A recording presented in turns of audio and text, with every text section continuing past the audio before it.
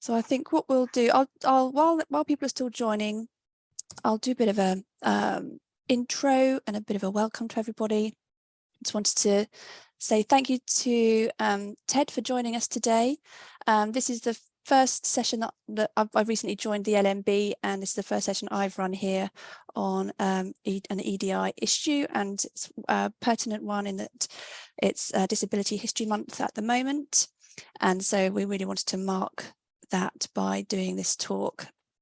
So really warm welcome to Ted and to everybody for joining this session. So I will start with a bit of housekeeping and then we'll get stuck in. We're here until 1:30 today. We're going to hear from Ted initially, and then we've got a bit of time at the end for questions. So please have a think about any questions you'd like to ask, and we'll use the Q&A function that you'll find at the bottom of your screen towards the end. As Ted mentioned just now, the seminar is going to be recorded. So if you or your colleagues would like to look at it afterwards, we'll have that available. So you can spread the message that Ted's going to be talking about today. Yeah, so I think we'll move straight into the talk. So I'm really pleased to welcome Ted. I met Ted when I was working a few years back now at the Sanger Institute. He's been the Group HR Director for the MRC. And some of you may have seen some of his talks or been involved with him in the past. It's been really inspirational to me and to lots of other people that I know. So I'm really pleased that he's taken on this topic and is doing lots of talks and has done his book. After he was at the MRC, he worked at Wellcome Trust doing some really important diversity and inclusion projects. And he then went on to become freelance HR consultant, which and also authors. He's written a few books, which I think he'll tell you about during the course of this talk. The one we're concentrating on today is his book around hidden disabilities and conditions, which I think is a really a topic that's really increasing in people's awareness and people understanding the importance of understanding more about this topic. So really grateful to Ted to have written his book and to have agreed to come and talk to us today. So I will hand over to you now, Ted. Thank you. Brilliant, thank you. So first thing to say is that some of you may not be used to this particular font which I'm using today, but it's Open Dyslexic 3. And the idea is that if someone has dyslexia, they have a better chance of being able to read it. And you'll also see that it's been written on black on green background. I'm also doing my level best to keep my lips pointing towards the camera in case anybody needs to work from that to be able to understand what I'm talking about today. This is a quick overview of what we're going to be talking about, how the book came into its sort of own reality, some facts, examples, and then some tips about the workplace. My journey was a start off at Leicester Poly, now grandly known as De Montfort University, where I was student union president. I got a job as a trainee in human resources at Wickham District Council, and then worked for 2 market research companies before finally using my science degree at Glaxo. After about 14 years at Glaxo, I had the chance to go to a small biotech called Venalis, which is great fun in Cambridge. It's one of the came from Ribotargets, which is one of the spin-outs from the LMB many years ago. And that led to a job at the Medical Research Council, followed by work at Wellcome, and then my own consulting. And I told you this was about how the book came about.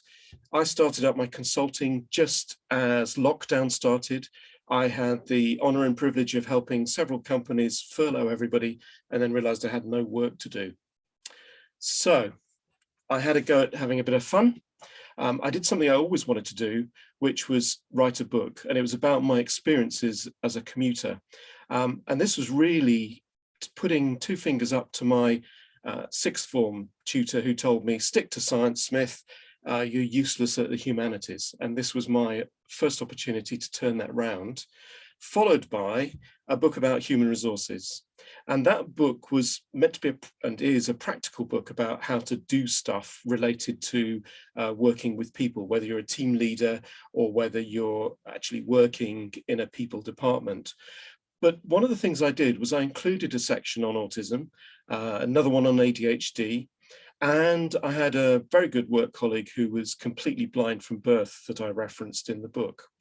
And what that led to was a whole lot of people coming back to me and saying, liked it, but you didn't mention my disability and it's just not fair.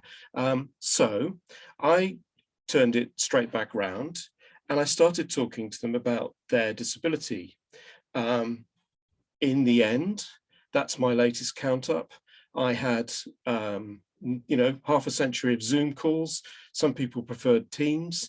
And I even managed, even during COVID, to have a number of meetings in face-to-face, which was very helpful in one or two cases, and a few where it was just walking around parks. And what that led to was a body of knowledge about a wide range of hidden disabilities. And also learning some facts, which I've just recently updated from the ONS. To me, it's quite staggering to think that that 1 in 5 of the UK population has a disability. And when you look at other countries that collect such data, it's actually very similar. There's not a big difference with other countries that collect this kind of data. Sub-Saharan Africa, the data isn't collected in most of the countries, but it is in Europe and the States, for example. But huge number, 1 in 5. So you think of that bus stop and you think there isn't anybody disabled there because there's no one in a wheelchair. The simple thing is that there could well be one person who's got a hidden disability in that group. And when you look at the 14.6 million who are disabled, then even more staggering is the simple fact that 20% have a disability that you can actually see, like a wheelchair or white stick, but 80% of people's disability, and this is disabilities that are registered for the purposes of government collecting data, are hidden completely from sight. So what that means is 1 in 5 people in that bus stop, 1 in 5 people in the lift the next time you go up on it could well have a hidden disability. The other things that struck me when I was going through the data sources was that if you look at the ONS data for people aged 16 to 64, which is their version of people who could be and are expected to be in employment, for those people who don't have a disability, 82% are currently employed. 53% of disabled people are employed.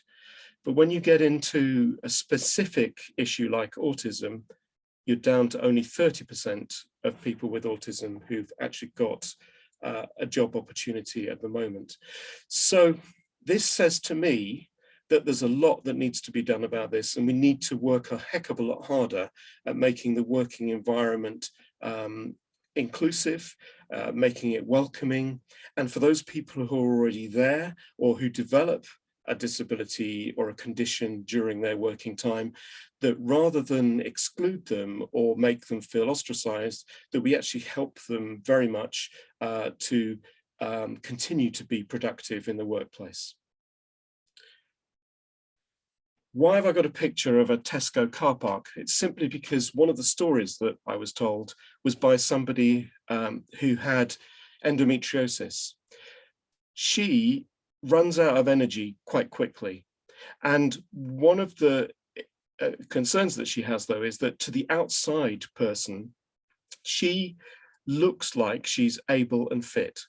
She parked in the Tesco's car park, she got out, and someone ran over and literally spat at her and shouted obscenities for using the disabled car park when it clearly was obvious that she wasn't.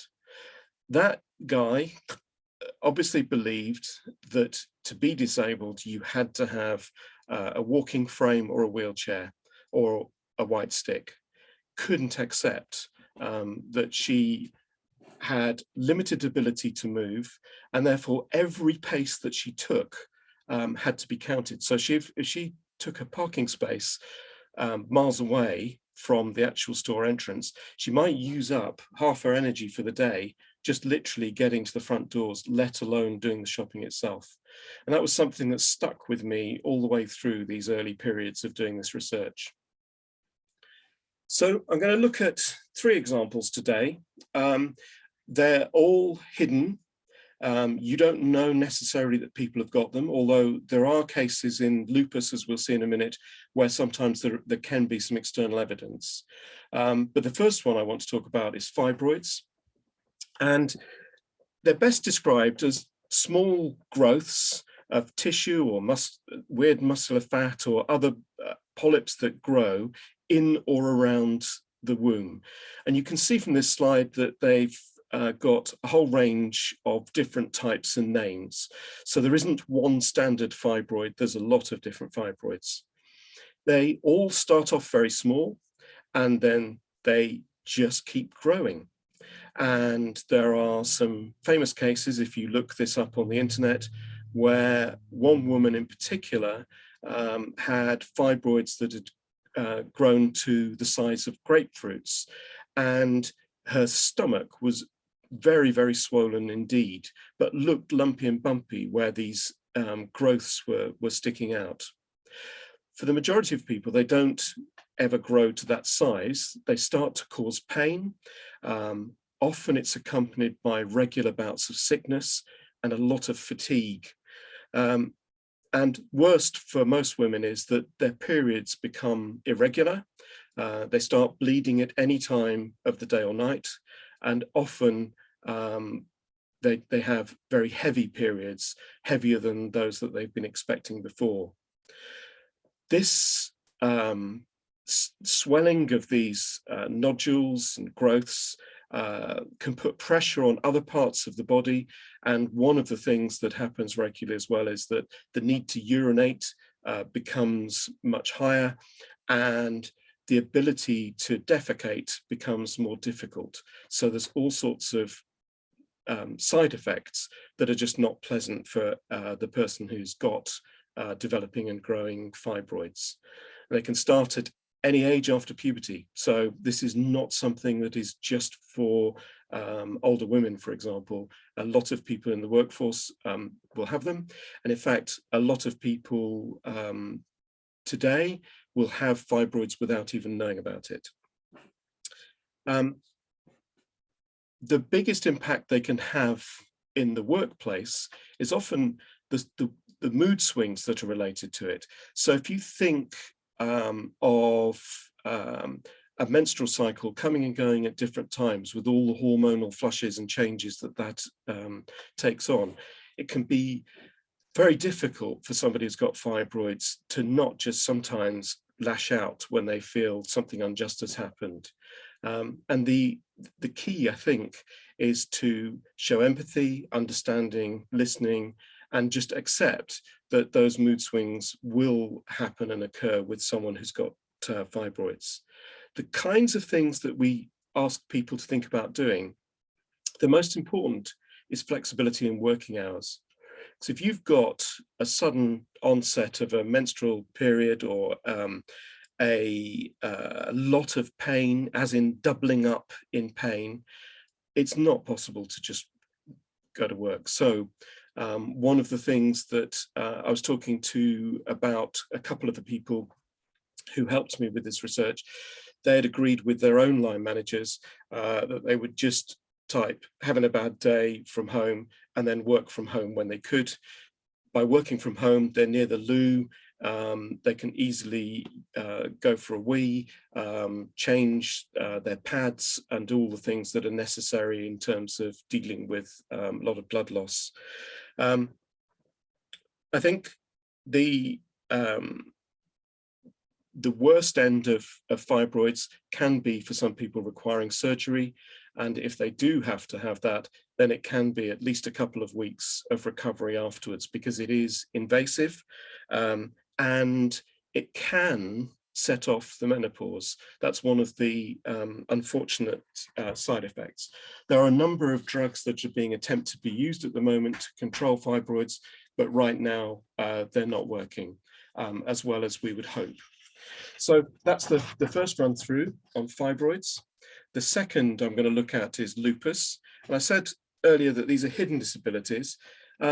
One of the signs of lupus that is quite well known is what's known as the butterfly effect on people's faces. And you can see from this picture that Mayo Foundation have published, you get a sort of rough idea of what that can look like, a rash over the face.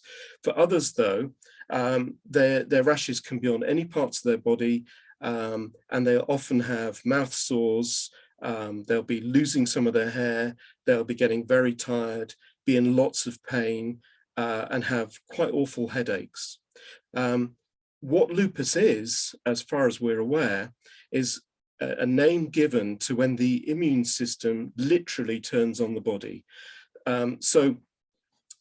Instead of attacking bacteria, the body's immune system starts attacking its own joints, its lungs, heart, kidneys, brain, skin, and causes all sorts of difficulties and problems. And one of the biggest difficulties at the moment is the length of time it often takes to diagnose. Once diagnosed, chemotherapy, antimalarials, and sometimes steroids have been used, but all of these, of course, have significant side effects.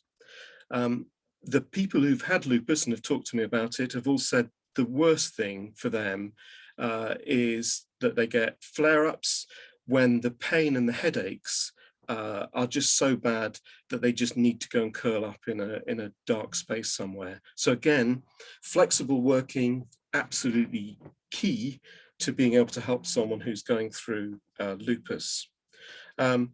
The other thing that two of them reported to me was just sitting at a desk for a long period of time can be desperately uncomfortable. So regular breaks are important. Also, different types of keyboard, different mouses, etc. Most people who've got lupus need to keep out of the sunlight, and they are heavily prone to viruses. So in one company, what they were saying was, it looks like we've got flu in the office. Annie, we suggest that you stay at home for the next couple of weeks until it's cleared, because we don't want you at high risk coming into the office at the moment. Work from home as much as you can. Okay, so as I said earlier, I'm just flying you through some examples. Another one that just cannot be seen with any ease is PTSD. And when I first heard about PTSD many years ago, I linked it and assumed it was linked completely to troops in battle. It's not. One of the people that I interviewed had witnessed a suicide. And what that led to was a whole series of flashbacks in dreams, and literally waking dreams, and then sometimes doing something like walking into a room at work and suddenly having a flashback of coming across the suicide taking place. So really difficult, grim one, that one. Another person who had PTSD had been in a relatively simple car crash where they weren't even the driver, they were at the back of the car and they were lurched forward. But what it led to was a whole series, again, of flashbacks and huge anxiety about going into a car any further. Another person had been diagnosed formally with PTSD after a death in the family. And another person who also had a couple of other issues related to rejection, sensitive dysphoria, was diagnosed with PTSD after moving house. So there can be a whole series of triggers and odd things that lead to PTSD. It's the anxiety that is the biggest problem. It often leads to huge amounts of sleep loss, and it makes those people grumpy, less easy to work with, and often prone to any viruses or bacteria that are going around. There are a small number of medicines that some of the docs use, but the majority recommend cognitive behavioral therapy and counselling. And it's often just about talking this through over a long period of time. Flexible time off again, having the opportunity to listen, to show empathy are all key when it comes to PTSD. So a common theme of all of those, and it goes back particularly to that Tesco example, is just simply that a lot of people who have a hidden disability have limited battery life during their day. So if you are suffering from one of these diagnosed conditions, you often have to think about, how do I look after myself? How do I make sure that when I am using up my energy, that it's for the right and most productive thing that I can do? And that example of trying to drive close to the doors of Tesco so that any walking around that I do is then deliberately focused rather than just walking to get to Tesco's in the first place is a key to our understanding. And it was one of the women who said to me, it's like my iPhone battery, Ted. I watch it, that going down. And then at some point I have to think, what are the essential things that I want to do with my phone for the rest of the time before I get home? I'm going to put it onto battery saving mode. I'm going to turn off a number of the things like the news flashes that I get just to reduce the need. But I'm going to have to reserve everything for the last minute. And she said, that's how I have to deal with my life. I'm envious of seeing young people literally running around, expending energy to get an extra cup of coffee, another cup of another Mars bar, whatever, when for me, I have to make the choice between going to the toilet or going to get a cup of tea, because either of those things could wipe me out for another hour. So that's how significant this can be. And I just want to talk through some tips for the workplace. And the very first is just listening. I've written in the book about 65 different types of hidden disability. I've interviewed lots of different people, and in often multiple cases of the same issue. Like, I've had probably far more people with ADHD diagnosed in adult life than I would have expected. So I've talked to lots of people about how ADHD affects them. One of the biggest issues for people who have something like ADHD or other neurodiverse issues is that they dread telling somebody that they're ADHD, or that they're on the autism spectrum, or that they've got depression, or they've got anxiety. Because the worst thing they've all told me is that people assume they know. So they assume that, oh, you've got ADHD, that just means you can't concentrate, you're going to run around like a naughty schoolboy at school. And of course, for some people, ADHD is exactly that. But for the vast majority, it's having a lack of executive function, missing appointments by not realizing that they were happening because they were hyper-focusing on something else. And one of the people that I'm working with at the moment and supporting, who's in a research lab, what she's done is she's got a complex set of things on her phone that she uses as timing devices to remind her to get back into the zone, to go and harvest the cells, to check when something needs to be done, to attend a team meeting. So she's using modern technology as a way of controlling herself to try and just make sure that she can attend and get involved in as many things as possible.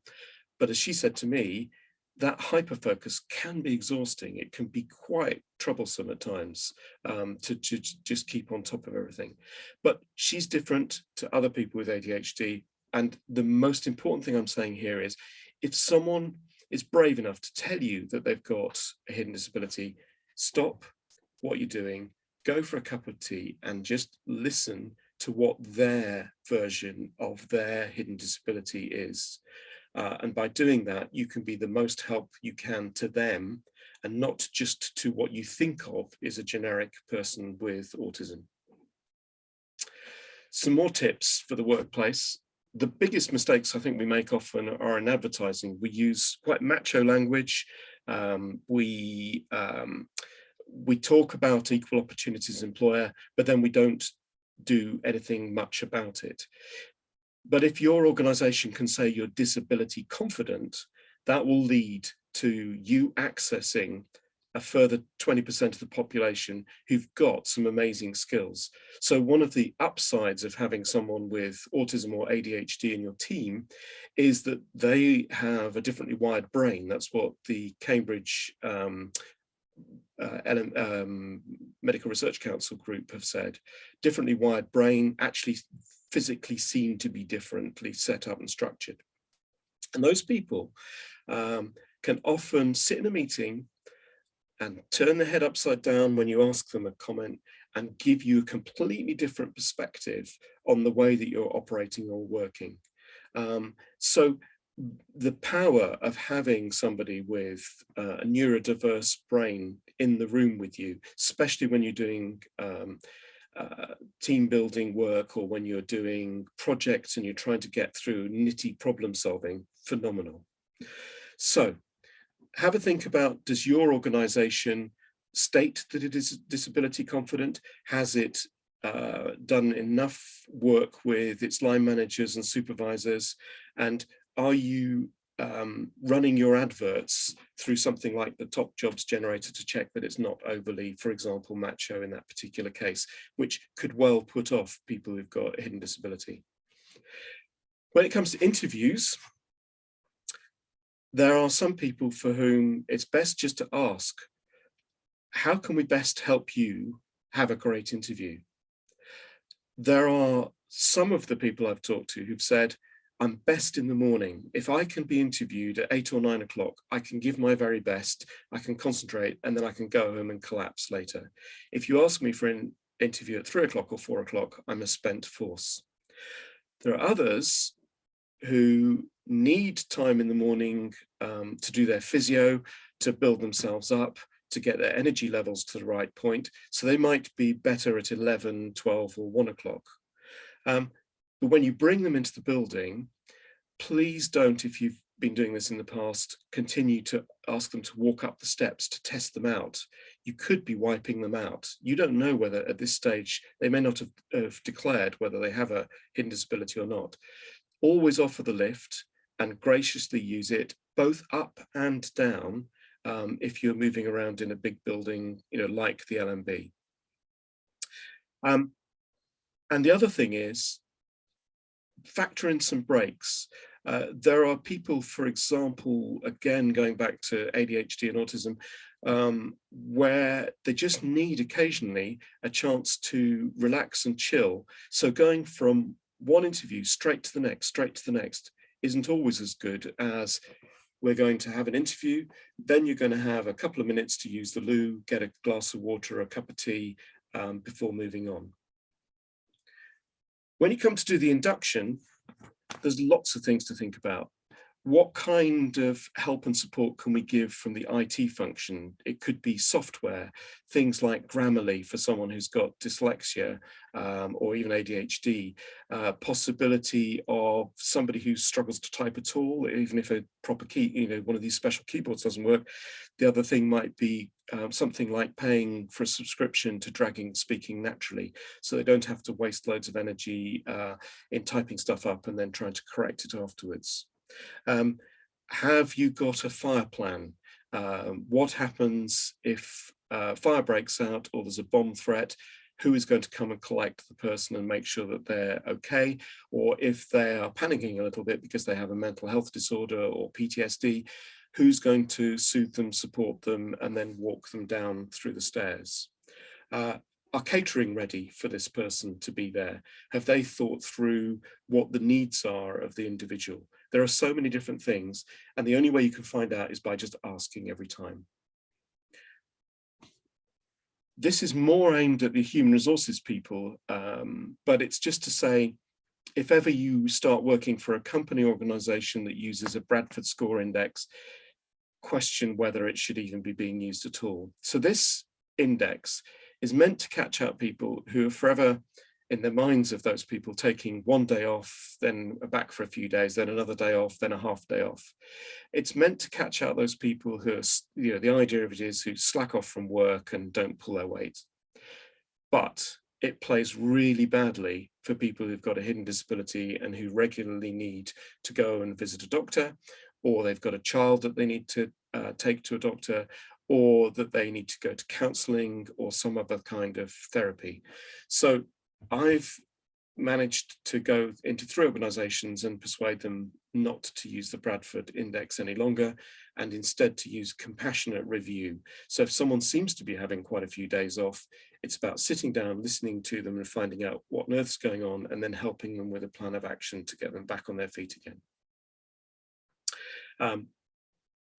There are lots of good organisations that will have some sort of life insurance, some sort of EAR, this is the employee advisory resource, phone lines, etc. All of those are great for people who need occasional counselling support, etc.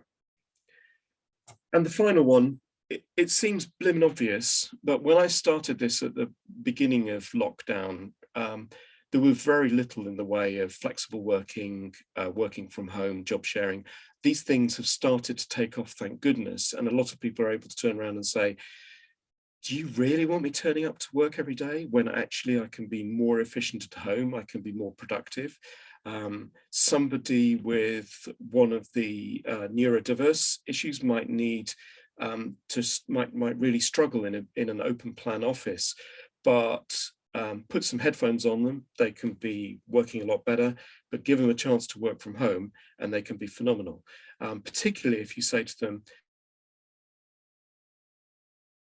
we want you to work on average 37 or whatever hours it is that you guys do, 37 hours a week, and it doesn't worry us when you do that.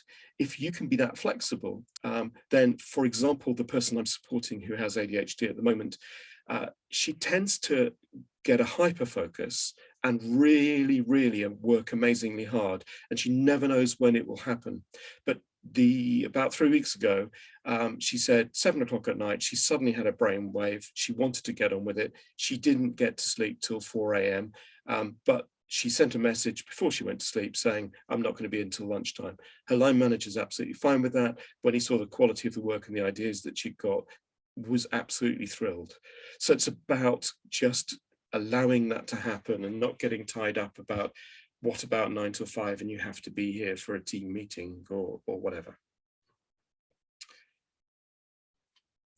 Next piece is just some tips for GP and consultant visits. One of the things that became very obvious as I was running through all of these interviews was that a lot of people had been misdiagnosed in the first instance. Not just lupus, which is probably the trickiest, but polycystic ovarian syndrome is another one, endometriosis is another one, where the problem being that if you just turn up at the GP and say, I've got stomach cramps and aches, and that's the main thing that you present with, they have a repertoire and a routine that they work through, often of which is to go, it's probably caused by 3 or 4 particular things, let's try an avenue. Sometimes they'll say, I think you should just take some rest and some paracetamol, and if it's still going in a week's time, come back to me. Even if they do that, it's probably quite a while before you get your first blood test results or urine test results. And even then, on some of these illnesses, those can be inconclusive. So one of the most important tips that I heard repeated again and again came to this. If you or your partner or your child or one of your work colleagues is starting to get niggly things happening, it's to start keeping a really decent diary. So not just stomach cramps, but yeah, I did feel sick and I've been a bit constipated and my wee has been more frequent than normal. Or my periods were fine and now they're all over the place or non-existent or whatever. By keeping that diary and holding on to it and entering it every time, you can get to a good place where when you go to the GP, you can hand them the diary, they can have a quick scan through, and they can start ruling in and out various things. And the same with consultants. Don't assume that they've seen the notes from the GP. Quite often, a consultant is under such pressure, and this might be a registrar or another doctor as opposed to the consultant itself, but they're under such pressure that they literally look at your file as you sit and meet them in the room. So don't assume that they've had a chance to read everything. Tell them what all of the things, show them your diary, and give them a chance to use their full brain power to work out what it is that your child, you, your partner, whoever it is, has got. And you'll be in a much better place for doing it. Second thing to say is, particularly if it's, say, an elderly parent or a younger child, insist on the right to accompany. It's there.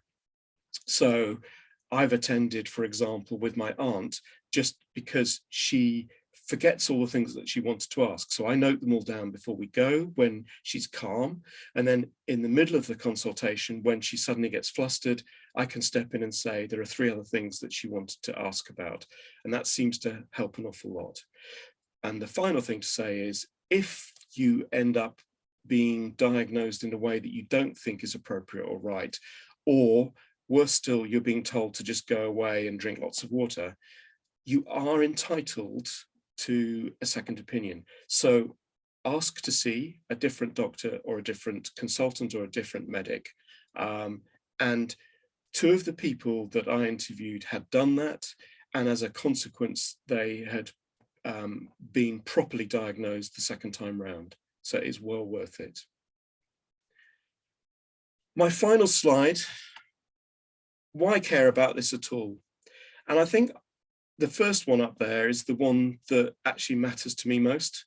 I just think it's the right thing to do.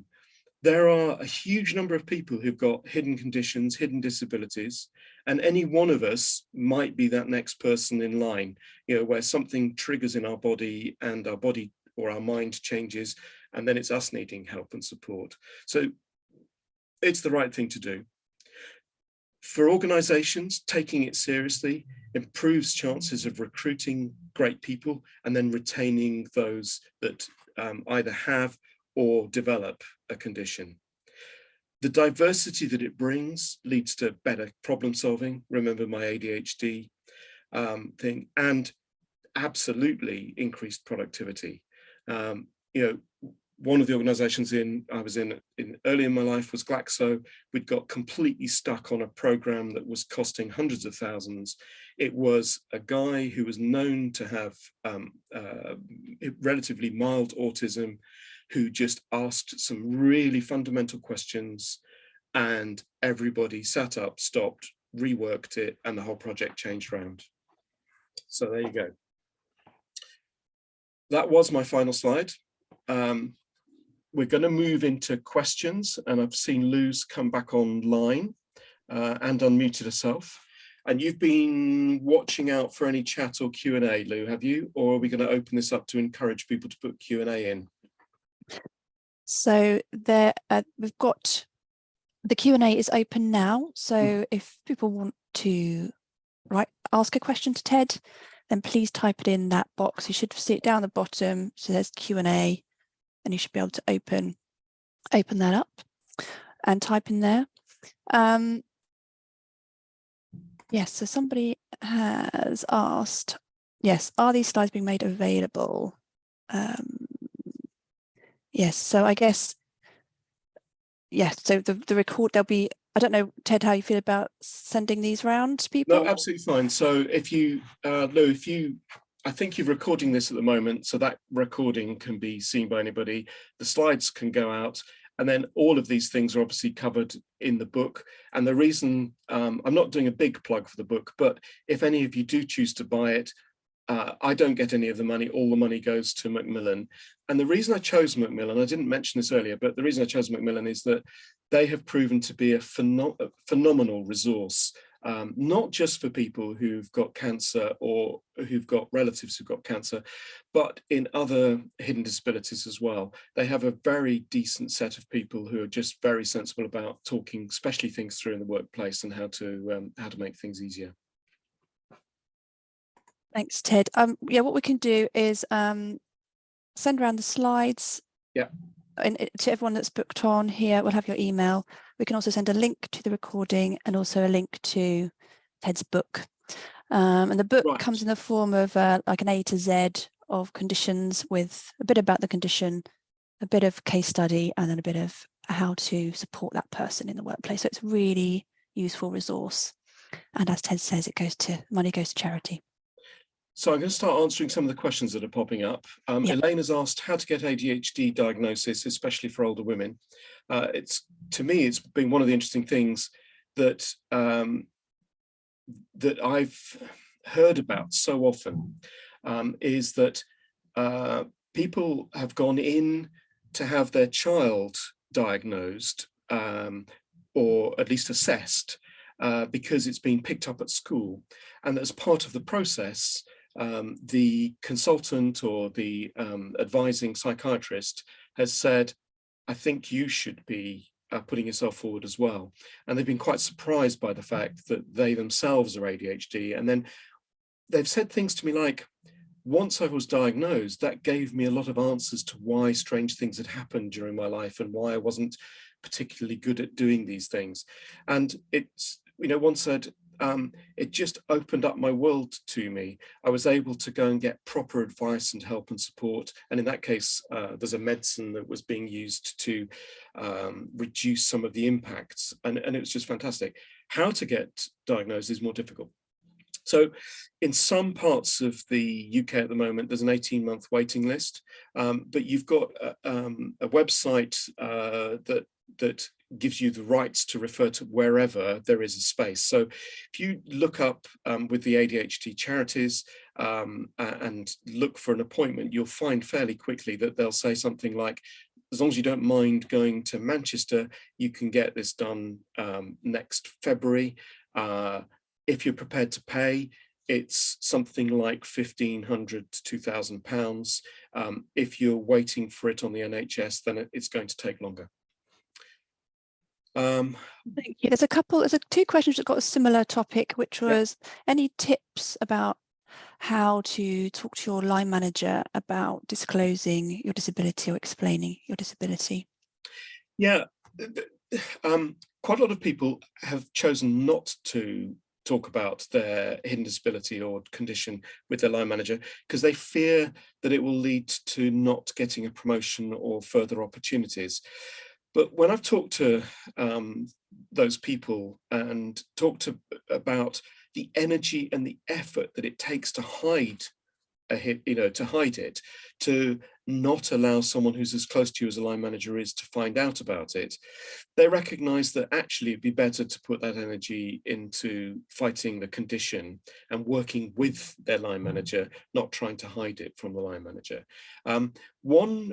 One guy I spoke to, he said, 20 years ago, I used to hide the fact that I was gay because I really felt that it was going to lead to all sorts of problems and difficulties. Now I'm completely open about it and nobody gives a fig and everybody's fine and it's just a great thing. And he said, exactly the same with my ADHD. Now I've told everybody, they're all like, oh, that explains it. They do laugh and joke. And he said, it's mildly bullying at times because he's had to correct a few people, but overall it's phenomenal because they go, how do you want us to make this work for you? So when they were organizing the Christmas party, they actually asked him how he would like to be, and that was something that just reminded me as well. One of the people who's profoundly deaf that I was speaking to and has a special hearing aid was saying, it's so lovely now I've told them that they come to me and say, where would you like to sit in a lecture theatre? Where would you like to sit for lunch? Where you can best hear the people that are talking. Little accommodations like that are phenomenal.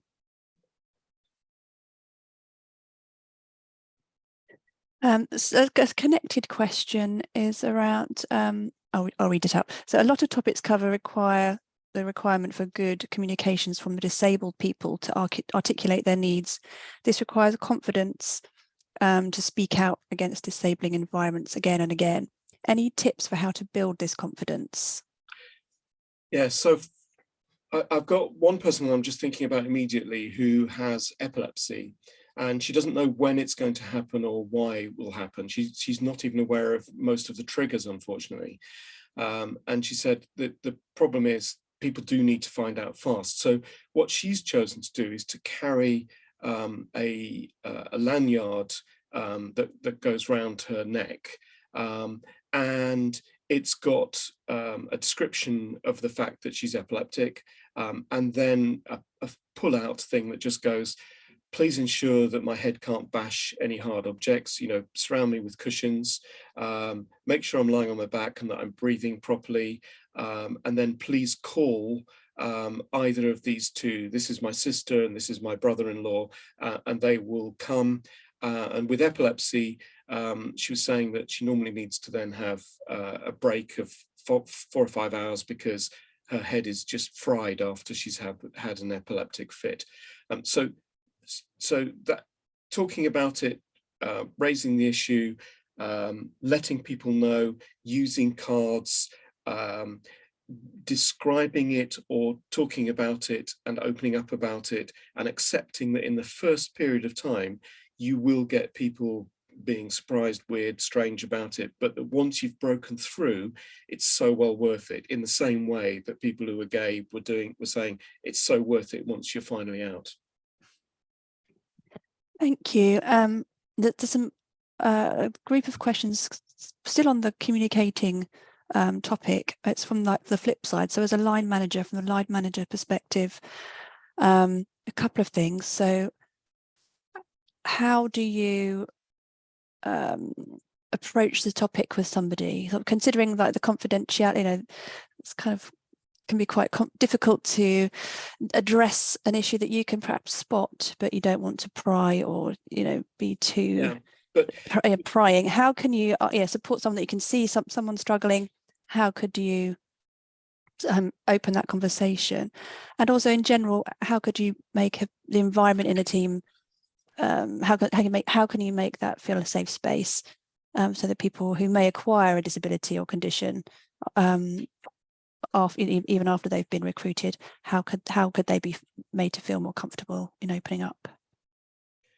Yeah, so I think it is actually about creating that inclusive environment that's the most important thing, and that is by saying, at our organisation we have, for example, wellbeing people champions that are supporting this. And one of the things we're going to do this week is look at mental health awareness, and more than that, we will encourage people who actually work here to open up and talk about things. So when I was at the Wellcome Trust, we had one of the directors and 2 of the staff talking about their mental health, the fact that they, 1 was bipolar and 2 suffered big bouts of depression. By significant senior people talking about it and normalizing it, it meant that others felt much more able to talk about it themselves, either with their colleagues or with their line managers.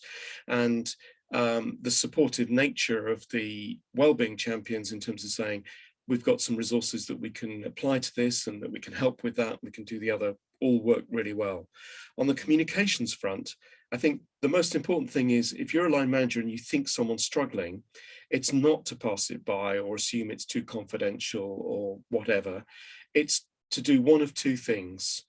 One is to talk to your human resources team, the people team, and just say, I've noticed this, is there something that I should be aware of? And they can help talk through what the issues might or might not be.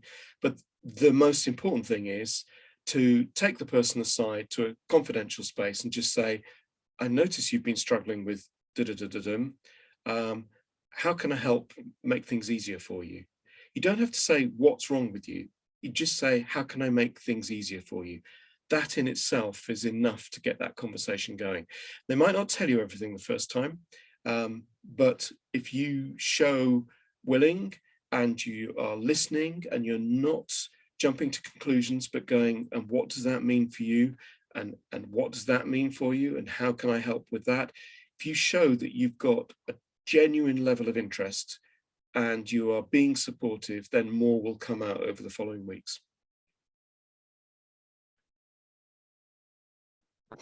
Thank you. So I was just typing a reply to somebody. Okay, what else do we have here? So somebody's said, what if you're supporting somebody at home who has a disability? Would they be entitled to increased flexibility similar to a carer's situation? Absolutely, yep. In fact, we already have that. It's already happening in lots of different organisations, that the recognition that caring for somebody at home who has a condition that needs additional support is exactly the same as looking after an elderly relative. It's exactly the same as looking after a young baby or a toddler in the house. So good employers won't have any issues or problems in terms of looking after people in that way. Good, right, thank you. Right, just scanning what other questions we have here. Do you have any recommendations for training for line managers? Yeah, I think the most important thing is that one person is appointed as the overall champion in an organisation. So sometimes organisations will have the ability to appoint somebody into a diversity type role or equalities role.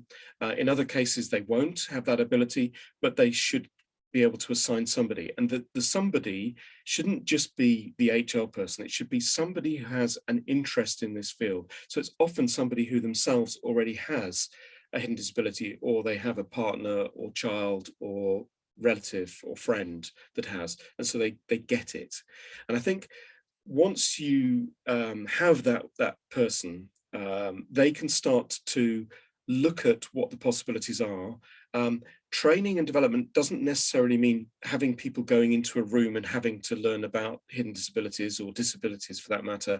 A lot of it can just be about generating interest through going to various charities for each of these different conditions and diseases and saying, we just love a speaker. Have you got someone that's coming to Cambridge in the next few months? We will set that up.